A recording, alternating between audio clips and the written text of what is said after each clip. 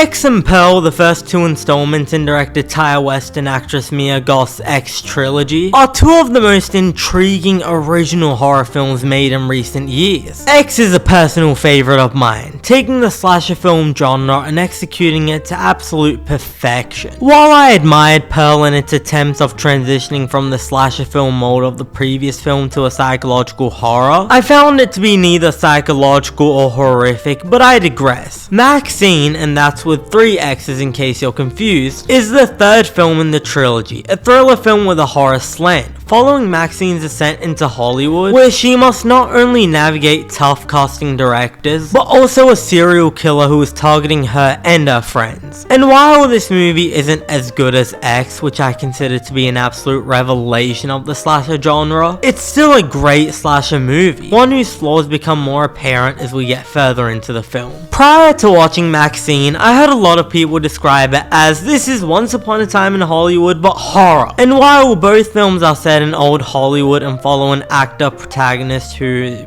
no, the similarities end there. I have to admit, I'm an absolute sucker for the old Hollywood milieu. Not only is it such a nostalgic time that even I, someone born in the early 2000s, can feel nostalgic for, the setting, which evokes opportunity and glamour, is a perfect backdrop to be juxtaposed with the horror of a slasher film. It's against this backdrop that we get some delightfully gory kills. Since his work on The House of the Devil, Ty West has shown his commitment to the aesthetic of 70s and 80s horror films, and this movie is no exception to that, indulging us in absolutely over-the-top, absurdist murders. It's impossible to discuss the period recreation or the impeccable kills without heaping all the praise in the world on cinematographer Elliot Rocket, that's with 2 T's by the way, who masterfully uses lighting to transport us to the era of old Hollywood. When discussing the cinematography of MaXXXine, Rocket praised Grapha and collaborator Ross Dunkley, saying Ross is old school and he really understands the way things classically have been lit. So even though we didn't limit ourselves to fixtures that would have been available only in the 80s, inevitably we used old tungsten Fresnel lights and a bunch of things that were available back then, with a healthy mixture of totally modern, brand new elements. The depth of their work is not only sin on screen, but experience, as a tangible atmosphere with the same sense of immersion you would experience if you visited an 80s Hollywood immersive experience. If there's one thing Ty West has consistently been able to do across this trilogy, it's bring out great performances from his actors, particularly Mia Goth, who has blown me away across all films and similarly delivers a captivating performance here. When MaXXXine pleads with the world to consider her a star,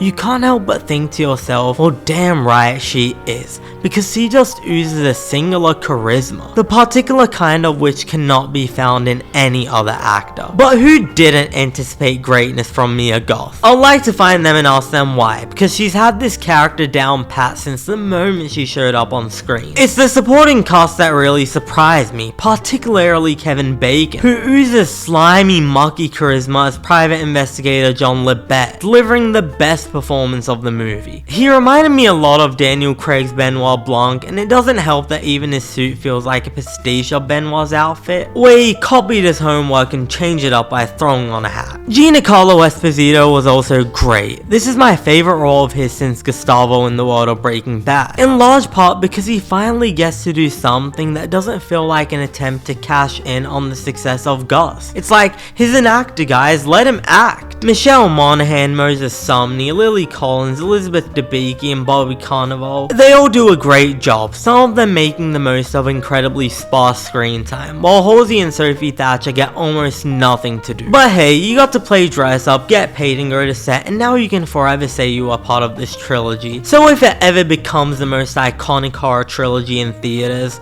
congrats. The screenplay does a great job of injecting humor, and the stars take great advantage of this. It's genuinely funny at times while never going full Scream, which I applaud the movie for. And no, that's not a slight against Scream. So we're all good, right? It's all sunshines and rainbows and the movie's incredible, right? It could have been in, but unfortunately no. And the movie almost lives long enough to see itself become the villain. Though I earlier referred to this film as a thriller, at its heart it's also a mystery, with the identity of the serial killer being kept a secret. And don't get it twisted, the movie most obviously frames it as a mystery it intends on answering. And it does, and the answer we get is so profoundly disappointing you almost wish the movie didn't even bother. By the time the main plot of the film concludes, I expected it to end, but it keeps on going and going and going and going and going and going and going. There's a saying that by the moment the climax of your film concludes, your audience is losing interest by the second, and I don't think T. West understands this, because the movie most certainly takes your attention for granted, and after the disappointing conclusion that the film offers, my attention was certainly far from given. MaXXXine Minx has always been a bit of a crazy character, but this movie takes it a little too far, to the point where I found her significantly less sympathetic. When she herself is such a psychotic, deranged character, I feel for her less when she's being hunted by a psychotic, deranged character. Like, how about stop running away, grab a drink, and maybe you'll get along, you know? Taking into account the fact she is a deranged character, I found the ending to be a little too clean and pristine. If you're making a movie about someone like Superman, then feel free to give him the cheesiest, most fairy tale-esque ending imaginable. But you can't make a movie about Jack Torrance and have the ending not be as deranged as he is. There are a few other problems with the film. Some of them are small, such as how redundant Moses Sumney's Leon character really is, how they run the "I will not accept a life I do not deserve" line from the first film into the ground, or how about the general lack of empathy or even care that our lead character shows toward any of their characters who are being murdered by the killer. But I have an even bigger problem with how poorly the satanic panic elements were integrated into the film, which is to say that for the first 2/3, all we get is brief shots of people holding signs about how satanic Hollywood is, and then the final act asks us to pretend like that was ever naturally integrated into the plot, when all it ever was background noise. So while this movie has enough flaws to make it frustrating and disappointing at times, MaXXXine is still a win. It's a well-acted, well-shot thriller horror mystery film with impeccable cinematography, great performances, with enough twists and turns to make it a genuinely unpredictable wild ride instead of a procedural horror film, and a commitment to detail and craft which makes the entire thing feel like a cursed VHS tape that you found in an abandoned store. I'm giving this one a 7.5 out of 10. Thanks for watching. If you enjoyed the video, be sure to hit the like and subscribe button, cause it really helps. And if you got a chance to watch MaXXXine, let us know what you thought about it in the comments below. I'm Cinemike, and I'll see you next time.